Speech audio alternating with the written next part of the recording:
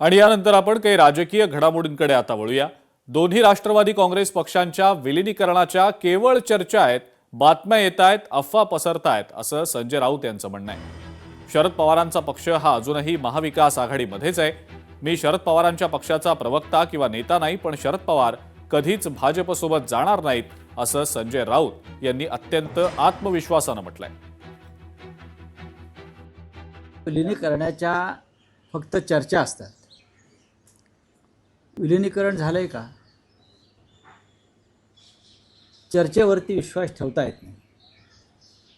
बातम्या येतात, अफवा पसरतात, पण या क्षणी शरद पवार किंवा त्यांचा पक्ष महाविकास आघाडीत आहेच, हे सुद्धा नाकारता येणार नाही। मी तुम्हाला खात्रीनं सांगतो, शरद पवार हे भारतीय जनता पक्षाबरोबर जाणार नाही। मी त्यांच्या पक्षाचा स्पोक्सपर्सन नाही किंवा नेता नाही, पण मी जे काय पवार साहेबांना ओळखतो,